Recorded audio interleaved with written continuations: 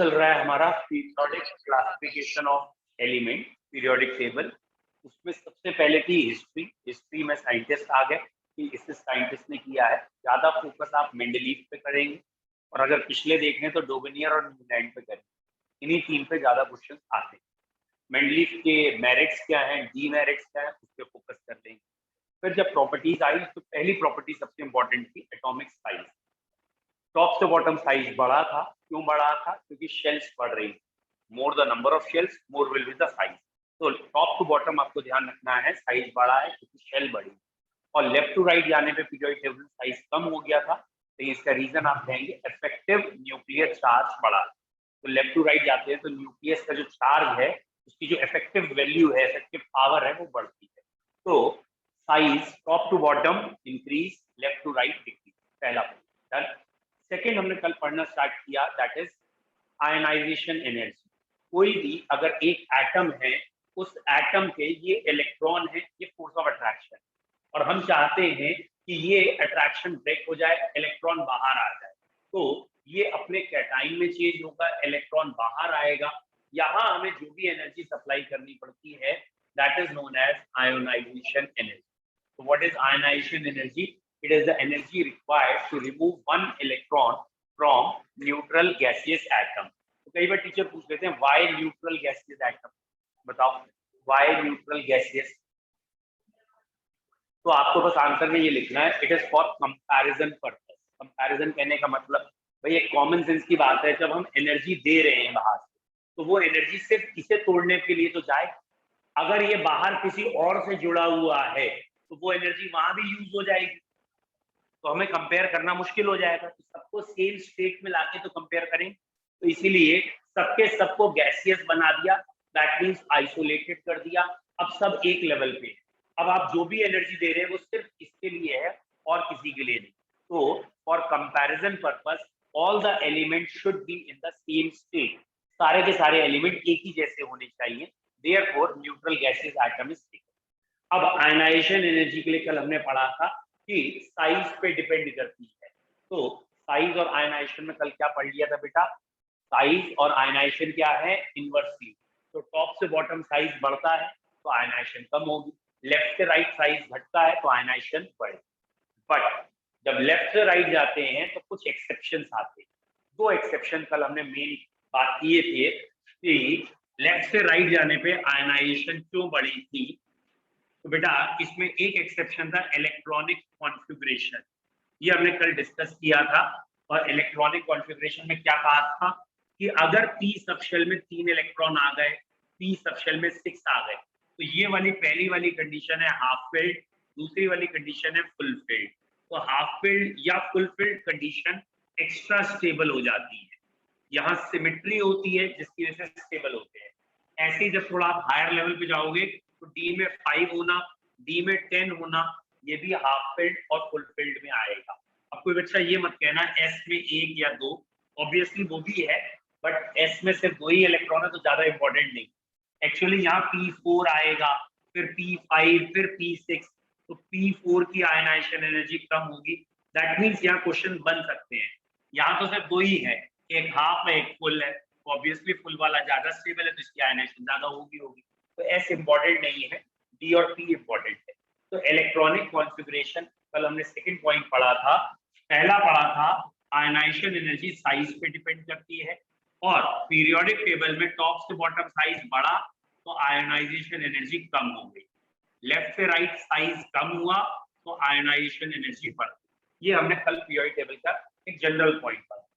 फिर हमने कहा था सेकेंड पॉइंट कि साइज के अलावा भी कुछ फैक्टर्स हैं, जैसे इलेक्ट्रॉनिक कॉन्फ़िगरेशन।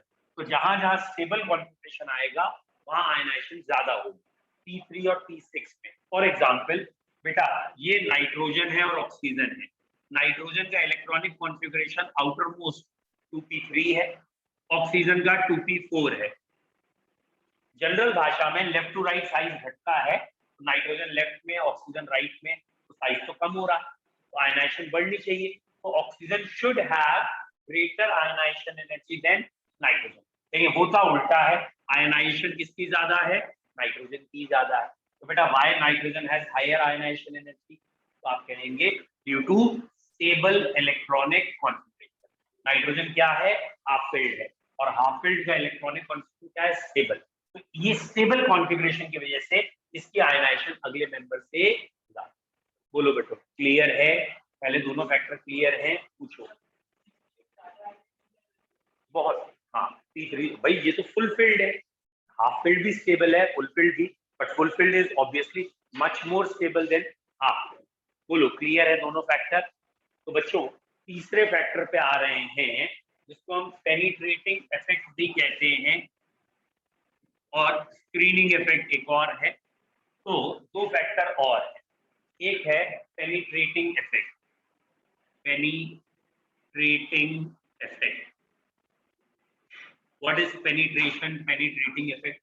बेटा जब किसी एक शेल में, मान लो ये शेल का कोई एक नंबर है, ठीक है, एन शेल है, अब इस शेल में जैसे फोर्थ है, फोर का एस होगा, पी होगा, डी होगा और एफ होगा, डन। तो थ्योरी तो ये कहती है कि न्यूक्लियस के बाद ये ऐसे होने चाहिए थे कहीं, बट जब स्क्रोडिंजर इक्वेशन आई तो पता चला इसी में ऐसा कॉन्फ़िगरेशन है। दैट मींस एस वाले यहां होते हैं, पी वाले थोड़ी दूर पे, डी वाले और एफ वाले और दूर पे होते हैं। यानी जो हम सोच रहे थे उससे एस वाले अंदर या पास में है, और पी डी एफ थोड़े थोड़े से दूर पे है। और इस इफेक्ट का नाम क्या रखा है हमने, पेनिट्रेशन इफेक्ट या पेनिट्रेटिंग इफेक्ट। यानी एक ही शेल का अगर शेल नंबर सेम है तो एक ही शेल का एस है, उसी शेल का पी है, उसी शेल का डी और उसी शेल का एफ, तो पेनिट्रेशन किसका ज्यादा होगा, एस का पेनिट्रेशन ज्यादा होगा और एफ का पेनिट्रेशन कम। यानी अगर 4s से इलेक्ट्रॉन निकालना और 4f से, तो ये पेनिट्रेशन है, ये न्यूक्लियस के पास है, इससे इलेक्ट्रॉन निकालना मुश्किल है, इससे इलेक्ट्रॉन निकालना आसान। ठीक है, लिख लीजिए हेडिंग करके, penetrating effect, penetrating effect in the same shell, एक ही शेल में, in the same shell, the same shell, the different subshells have, in the same shell, the different subshells have different penetrating power. In the same shell, the different subshells have different penetrating power. Different penetrating power. More the penetration,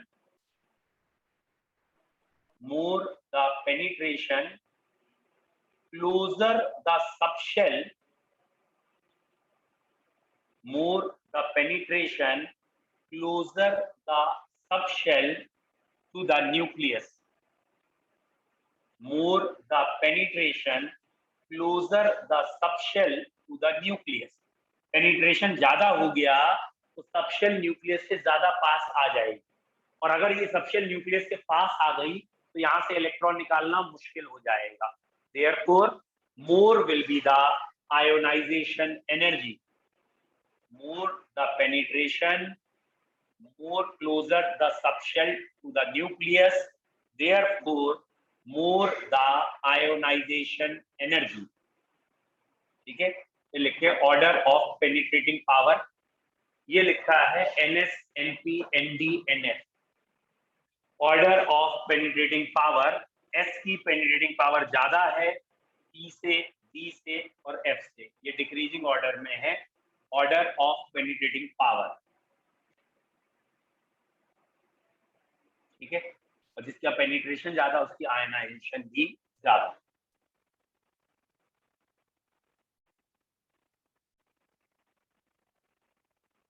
ठीक है, अब इस पे एक question आता है, बस उसी की प्रैक्टिस कराने के लिए पूरा लिखा था हमने। बच्चों इस पे जो क्वेश्चन आता है वो समझ लीजिए। बेटा इस पे जो क्वेश्चन आता है वो ये कि ये लिखा है हमने बेरिलियम, चलो इससे पहले लिख देता हूँ lithium beryllium boron. Question in दोनों के बीच में है, या मैग्नीशियम और एल्यूमिनियम, इन पे है।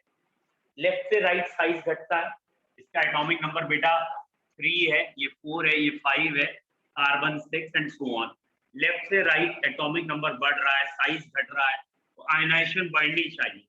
यहाँ उल्टा है, ये यहाँ उल्टा है, तो लेफ्ट से राइट आयनाइजेशन बढ़नी चाहिए, लेकिन यहाँ उल्टा हो रहा है। बेरिलियम की आयनाइजेशन होनी चाहिए कम, है ज्यादा।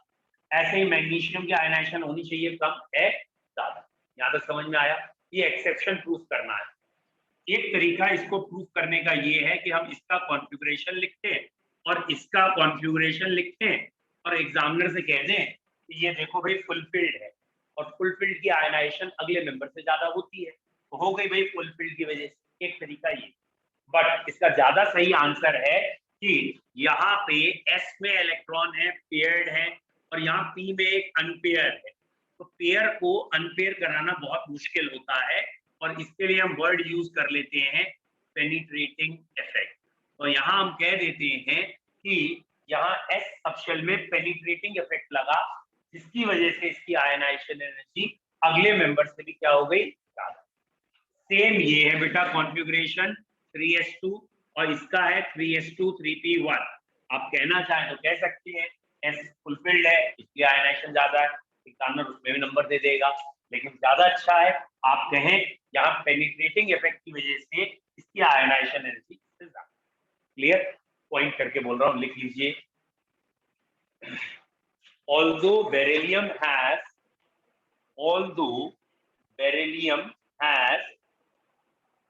larger size, although DE beryllium has larger size than boron, beryllium का साइज बड़ा है, साइज लेफ्ट से राइट साइज घटता है ना, बेरिलियम का साइज बड़ा है। although beryllium has larger size than boron, still या but its ionization energy is also higher than boron। Size भी बड़ा है और आयनाइजेशन भी ज्यादा है, but its ionization energy is higher than boron। इसकी आयनाइजेशन भी ज्यादा है, साइज भी बड़ा है और आयनाइजेशन भी ज्यादा है। Its ionization energy is higher than boron. It is due to penetrating effect in beryllium. It is due to penetrating effect in beryllium. Beryllium का जो पेनिट्रेटिंग इफेक्ट है वो डोमिनेट कर गया है। It is due to penetrating effect in beryllium. Penetrating effect in beryllium. ठीक है, लिख लिया है, बना लीजिए ऐसी।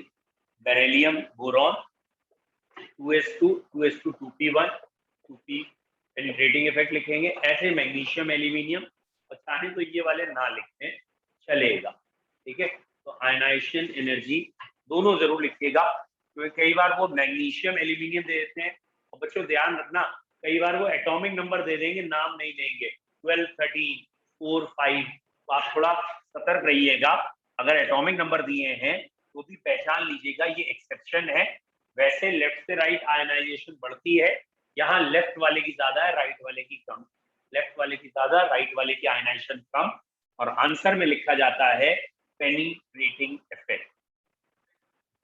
बेटा पेनिट्रेशन का मतलब क्या है? थोड़ा अंदर की तरफ आ जाना, दैट इज पेनिट्रेशन। पेनिट्रेट कर देना, आगे की ओर बढ़ जाना, दैट इज पेनिट्रेशन। तो ये एटम का मान लेते हैं बोर्स मॉडल का सर्कुलर शेल होनी चाहिए, और एक ही शेल में 4s है, 4p है, 4d है, 4f है, ये होने एक लेवल में चाहिए। लेकिन आप भी जानते हो इलेक्ट्रॉन हम पहले इसमें भरते हैं, बाद में इसका मतलब इसकी एनर्जी कम है, और इसकी एनर्जी कम है तो ये न्यूक्लियस के कुछ पास है, ये पास है, ये दूर है, ये और दूर है, ये और दूर है, ये न्यूक्लियस के पास है, और इनके मुकाबले ये अंदर की ओर आ गया, दैट इज पेनिट्रेशन। और कहने का मतलब सिर्फ इतना ही है, it is quite closer to the nucleus, it has more energy, मतलब इसे ब्रेक करना मुश्किल। लिख लिया था? क्लियर है? तो बच्चों एक बार फिर मैं बना के दिखा रहा हूं, और 101% आपके फर्स्ट टर्म में या अगले एग्जाम में ये क्वेश्चन होगा ही होगा, 101%। देख लो क्या ये लिखा है, lithium, beryllium, boron, carbon, nitrogen, oxygen, chlorine, neon, sodium, magnesium, aluminium, silicon, phosphorus, sulphur, chlorine, argon. बेटा ध्यान से देखिए, मैं एक ही में लगभग 3 या 4 क्वेश्चन बताने जा रहा हूं, उनमें से एक क्वेश्चन आपके यहाँ आना ही आना है। या तो क्वेश्चन इस पेयर पे आता है, नाइट्रोजन ऑक्सीजन या फॉस्फोरस सल्फर में। एक्चुअली इनका कॉन्फ़िगरेशन है P3, इसका कॉन्फ़िगरेशन है P4, और लेफ्ट से राइट आयनाइजेशन बढ़ती है तो होनी चाहिए ऑक्सीजन की ज्यादा, लेकिन होती है नाइट्रोजन की ज्यादा या फॉस्फोरस की ज्यादा, और इसका रीजन है stable half filled electronic configuration. ठीक है, तो एक क्वेश्चन ये होगा। सेकेंड क्वेश्चन टीचर पूछ लेते हैं इनके बीच में। वो कहते हैं कि नियॉन एक नोबल गैस है, उसका साइज बहुत बड़ा माना जाता है फ्लोरीन। साइज बड़ा है तो आयनाइजेशन कम होनी चाहिए, लेकिन आयनाइजेशन भी ज्यादा है। क्यों? तो इसका जब कॉन्फ़िगरेशन लिखते हैं तो ये P6 आता है, ये P5 आता है। ये वाला कॉन्फ़िगरेशन ये कहलाता है फुल फिल्ड। तो ये फुल फिल्ड है जो कि बहुत ज्यादा स्टेबल है, बहुत ज्यादा स्टेबल है, इसलिए आयनाइजेशन भी बहुत ज्यादा। सेकेंड क्वेश्चन यहां से बनता है। थर्ड क्वेश्चन इस पेयर से बनता है कि बेरिलियम और बोरॉन में, सॉरी, बेरिलियम और बोरॉन में साइज बेरिलियम का बड़ा है, और जिसका साइज बड़ा आयनाइजेशन कम होनी चाहिए, लेकिन इसकी आयनाइजेशन भी ज्यादा है। ऐसे ही बेटा मैग्नीशियम और एल्यूमिनियम में साइज मैग्नीशियम का बड़ा है, आयनाइजेशन भी ज्यादा है। इसका कॉन्फ़िगरेशन है S2 और इसका कॉन्फ़िगरेशन है S2 के बाद P1, और यहां लिखा जाता है पेनिट्रेटिंग इफेक्ट। इसकी जगह आप लिख सकते हो स्फेरिकल सिमेट्री, तो यहाँ बहुत ज्यादा सिमेट्रिकल है, या स्टेबल कॉन्फ़िगरेशन भी, बट ज्यादा करेक्ट है पेनिट्रेटिंग इफेक्ट। तो ये 3 क्वेश्चन तो डायरेक्टली हो। एक क्वेश्चन इनडायरेक्ट हो सकता है, मतलब उन्होंने 4 नाम दे दिए, कार्बन नाइट्रोजन ऑक्सीजन फ्लोरीन, तो आप भाई अरेंज करो चारों को। तो कार्बन से ज्यादा नाइट्रोजन, नाइट्रोजन से कम ऑक्सीजन, फिर फ्लोरीन, या कार्बन से ज्यादा ऑक्सीजन, ऑक्सीजन से ज्यादा नाइट्रोजन, नाइट्रोजन से ज्यादा फ्लोरीन। समझ में आया? ये पूरी लाइन लिख लीजिए, बहुत इंपॉर्टेंट ये दोनों लाइन। और मैंने एटॉमिक नंबर भी लिखे होंगे, ध्यान से देखिए हर जगह, 4, 5, 7, 8, 15, 16, 12, 13। कई बार एग्जामिनर ने नाम नहीं बताए क्योंकि बच्चे नाम से याद कर लेते हैं, तो उन्होंने जानबूझ के एटॉमिक नंबर दे दिए और एटॉमिक नंबर से फिर क्वेश्चन पूछ लिया। क्लियर है?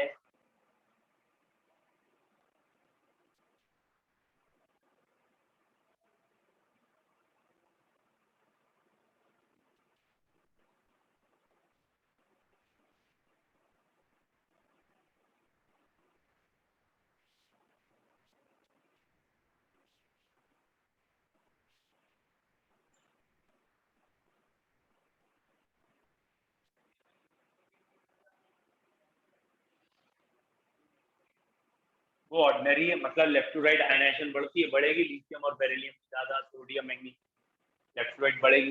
जैसे यहाँ एरो नहीं लगाया तो यहाँ बढ़ रही है, जहाँ जहाँ एरो नहीं लगाया वो तो बढ़ ही रहे हैं। 3 जगह मैंने खाली एरो लगाया जो तीनों एक्सेप्शन है।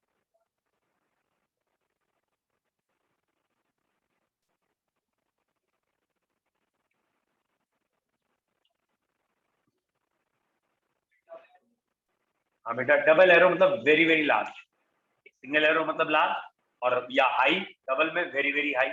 और बहुत ज्यादा क्यों हो गया? बहुत ज्यादा स्टेबल है, नोबल गैस की।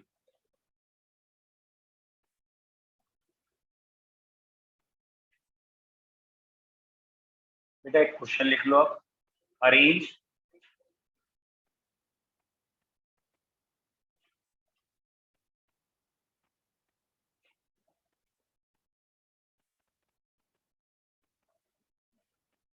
Arrange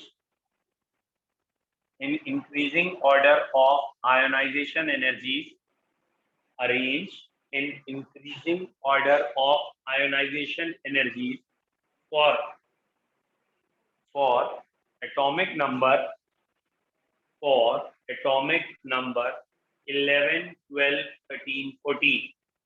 Arrange in increasing order of ionization energies for atomic number 11, 12, 13, 14.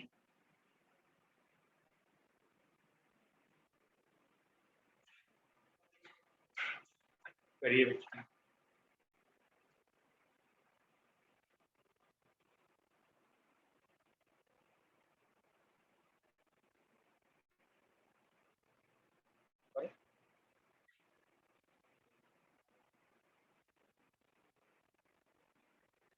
कर लिया। इसका बच्चों आंसर जो है वो ये 11 जो है उसका कॉन्फ़िगरेशन लिखना चाहिए नियॉन 3s1, 12 का नियॉन 3s2, 13 का नियॉन 3s2 3p1 और 14 का नियॉन 3s2 3p2। और पहली चीज ये देखनी चाहिए इन सब की आउटर मोस्ट शेल थर्ड ही आ रही, यानी ये लेफ्ट टू राइट के हैं क्वेश्चन, और लेफ्ट टू राइट आयनाइजेशन बढ़ती है तो यहाँ पे बढ़ेगी। बट अगर याद आ गया 12 और 13 में पेनिट्रेटिंग इफेक्ट ऑर्डर उल्टा है, तो 11 से ज्यादा 12 है और 13 में उल्टा है, फिर 14 है। या एक ही ऑर्डर में अगर लिखना है तो बेटा 11 से ज्यादा 13 है, 13 से ज्यादा 12 और 12 से ज्यादा 14, मतलब 12 और 13 में रिवर्स करके लिख दीजिए।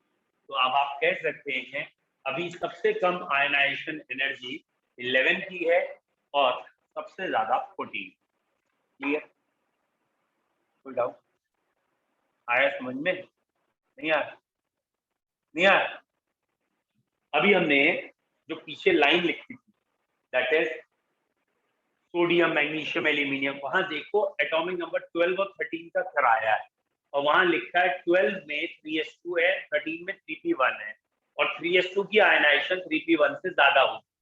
ठीक है, एक्चुअली पीरियोडिक टेबल में लेफ्ट टू राइट साइज घटता है तो आयनाइजेशन बढ़ती है, तो 11 से ज्यादा 12 फिर 13 14 होना चाहिए, बट 12 और 13 का एक्सेप्शन है, इसलिए 12 और 13 को उल्टा करके लिख दिया है। बस इतना ध्यान, थोड़ा बहुत तो आया होगा, धीरे धीरे आ जाएगा, एक्स्ट्रा क्लास करो। आपको आया थोड़ा बहुत? क्लियर है बेटा? फर्स्ट क्वेश्चन आया, कल नहीं आए थे उन्हें थोड़ी दिक्कत तो आएगी, कल हमने ये पढ़ा था। सेम क्वेश्चन दोबारा कर लेते हैं। लिखें एटॉमिक नंबर 15, 16, 17, 18। Atomic number 15, 16, 17, 18। वही क्वेश्चन है, arrange in increasing order of ionization energy. Atomic number 15, 16, 17, 18 करो। 15, 16, 17, 18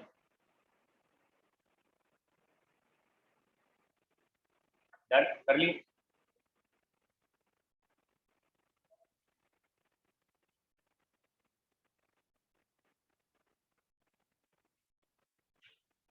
सही है बेटा प्रगति। देखिए ये है 15 का कॉन्फ़िगरेशन। 15 का कॉन्फ़िगरेशन आएगा नियॉन 3s2 3p3। 16 का आएगा नियॉन 3s2 एंड 3p4। फिर ऐसे 17 का आएगा 3s2 3p5 और last 18 neon 3s2 3p6। That means left to right है, एक ही पीरियड के मेंबर है, third period. Left to right ionization बढ़ती है तो बढ़ेगी, बट यहां ध्यान देना है हाफ फील्ड हो गया, हाफ फील्ड की आयनाइजेशन अगले मेंबर से ज्यादा होती है, तो 15 की आयनाइजेशन ज्यादा है, आगे 17 और 18 में जनरल ऑर्डर ही है, 18 की ज्यादा है। आप चाहें तो इसे उल्टा करके लिख दें।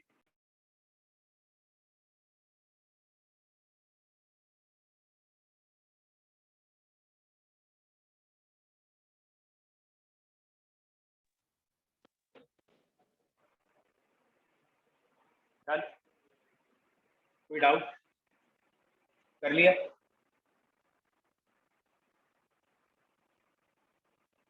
ठीक है, आया समझ में? एक और कर, एटॉमिक नंबर 3, 11, 19। एटॉमिक नंबर 3, 11, 19 करिए।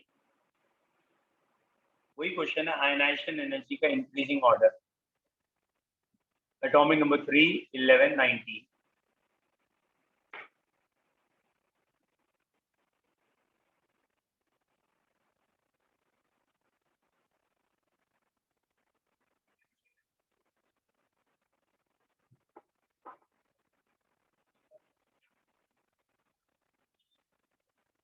बोलिए।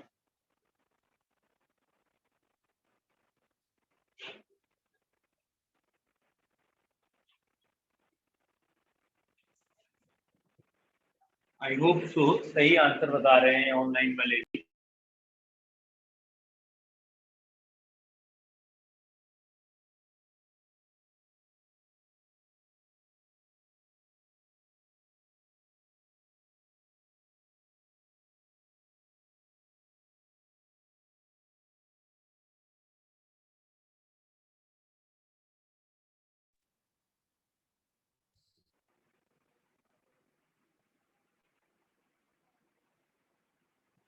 ठीक है बच्चों, तो यहाँ पे 3, 11 और 19 के ये आंसर्स आएंगे या ये ऑर्डर आएगा।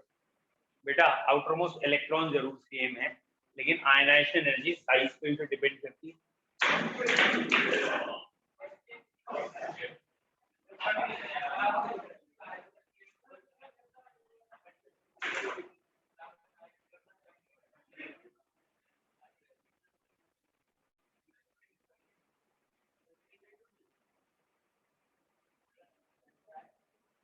चलिए बेटा, बात नहीं करिए। तो बेटा एटॉमिक नंबर जो 3 है उसमें 2 शेल हैं, जो 11 है उसमें 3 है और 19 में 4। तो 3 की आयनाइजेशन ज्यादा, 11 की कम, 19 की और कम। साइज के इनवर्सली प्रोपोर्शनल है। साइज 3 का सबसे छोटा, तो आयनाइजेशन 3 की ज्यादा, 19 की कम। सही है बेटा, डन। आयनाइजेशन क्लियर है? आपने सेम कहा था पहले।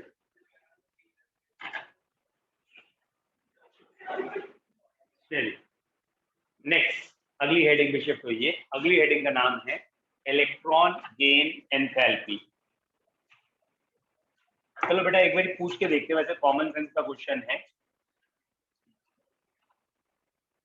बताओ बेटा, आयनाइजेशन एनर्जी बेसिकली अगर किसी एलिमेंट की ज्यादा है तो इसका मतलब वो अच्छा मेटल है या नॉन मेटल? अगर आयोनाइजेशन एनर्जी हाई है देन इट इज मेटल और नॉन मेटल? नॉन मेटल कैसे कहते हैं? क्या रीजन है? ना हमने तुक्का मारा, बात खत्म। ये खुद ही चलेगा, आप बोलो। बोलिए, बोलो बोलो लास्ट। हमने क्वेश्चन जो पूछा उसके रिलेवेंट आंसर दीजिए, बाकी तो अथाह ज्ञान है आपके पास, आप ज्ञान की गंगा सागर है। ये बताइए आयनाइजेशन एनर्जी अगर ज्यादा है तो मेटल है या नॉन मेटल, और प्रूफ करिए क्यों।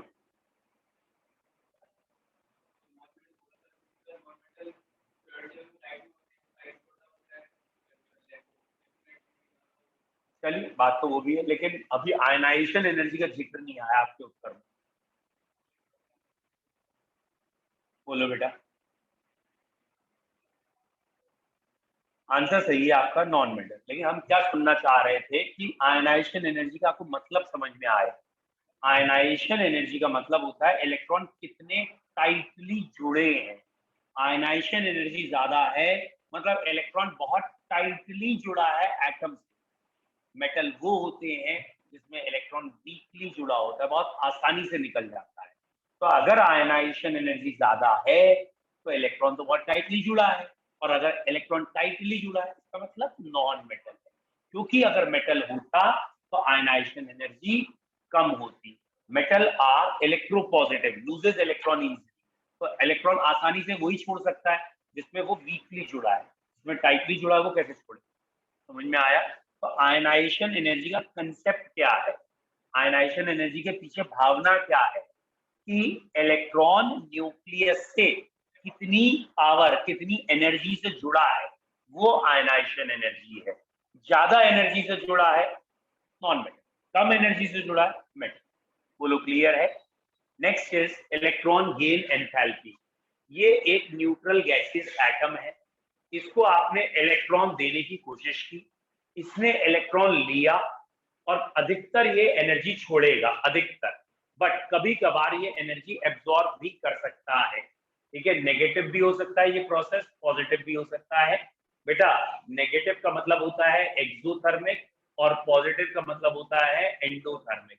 मतलब अगर कोई एटम, एक अकेला न्यूट्रल एटम इलेक्ट्रॉन गेन करे, इलेक्ट्रॉन ले रहा है, इलेक्ट्रॉन लेने के बाद हीट छोड़ेगा, क्लियर, और जितनी हीट छोड़ेगा या कभी कभी हीट एब्जॉर्ब भी करेगा, ये जो प्रोसेस है ये बताएगा कि ये इलेक्ट्रॉन कितने टाइटली जाके जुड़ा है, and this is known as electron gain enthalpy, जिसे इलेक्ट्रॉन एफिनिटी भी कहते हैं।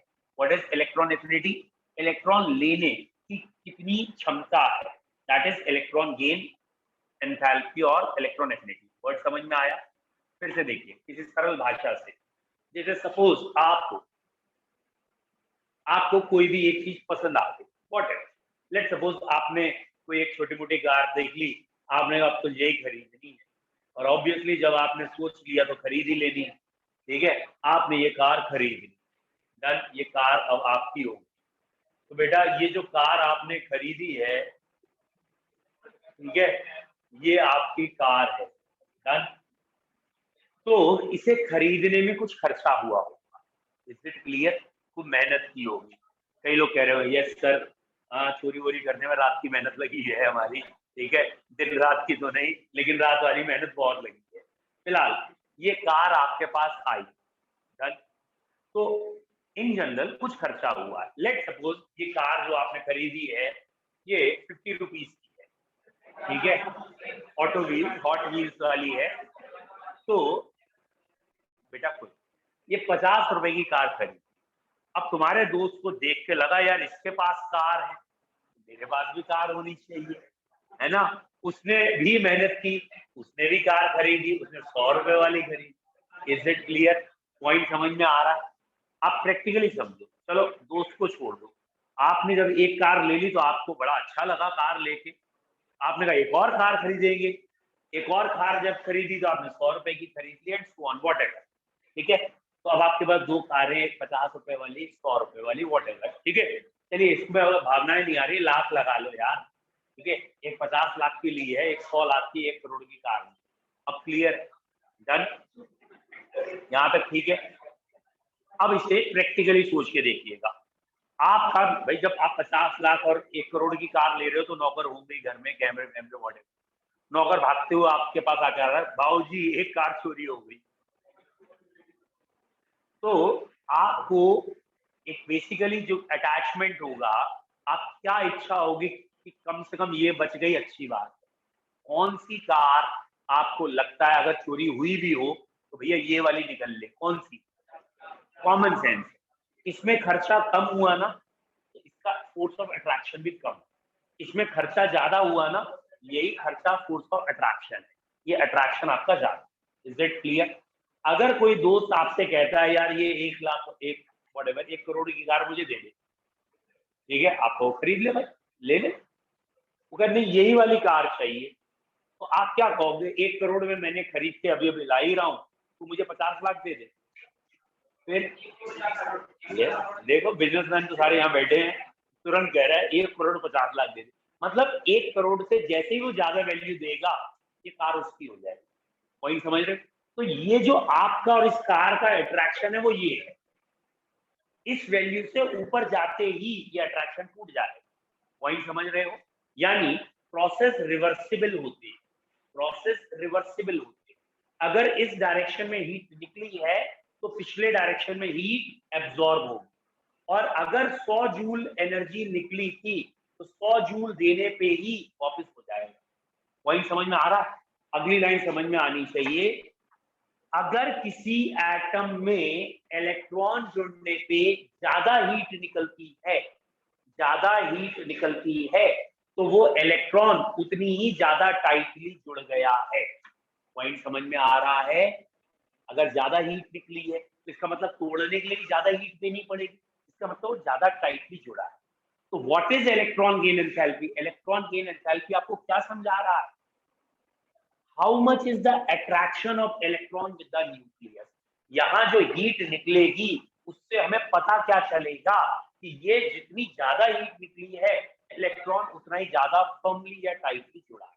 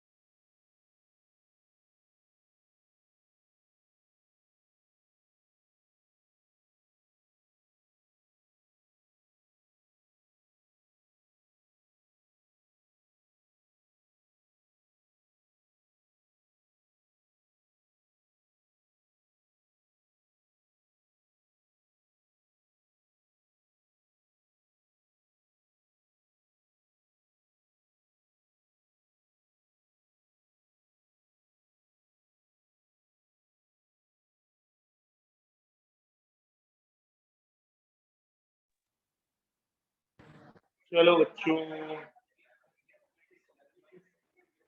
बोलो बेटा, हेडिंग लिखते हैं इलेक्ट्रॉन गेन एंथैल्पी। उसमें लिखिए बच्चों, हीट वैसे तो एवॉल्व ही होगी, बस एक केस में एब्जॉर्ब होगी। कब?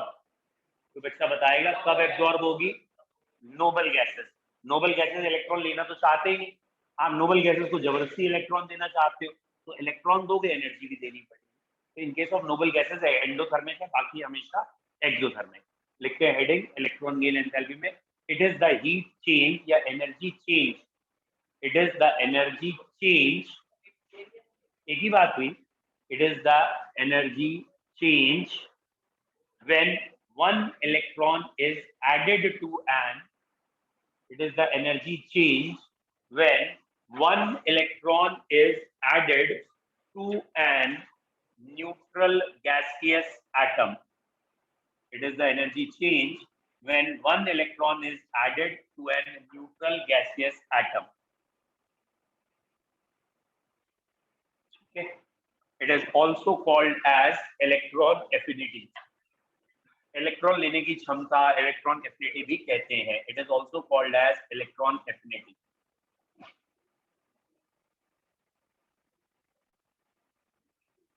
इलेक्ट्रॉन एफिनिटी लिखते हैं, more the heat evolve, more the heat evolve, जितनी हीट ज्यादा निकल जाएगी, more the heat evolve, more strongly और firmly, more the heat evolve more strongly or firmly the electron attaches to atom. जितनी ज्यादा heat निकलेगी उतना इलेक्ट्रॉन ज्यादा स्ट्रांगली अटैच हो जाएगा। more the heat evolve, more strongly or firmly the electron is attached to an atom. ठीक है, ये लिखते हैं A plus electron giving you A negative, delta H negative और positive. नेगेटिव मतलब एक्सोथर्मिक, पॉजिटिव मतलब एंडोथर्मिक. नेगेटिव मतलब exothermic और पॉजिटिव का मतलब एंडोथर्मिक.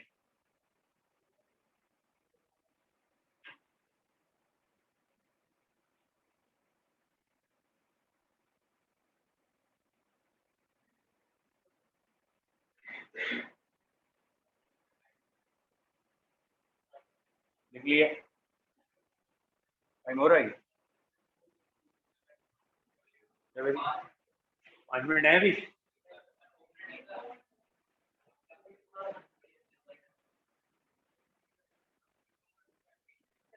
चलो बच्चों, आज इतने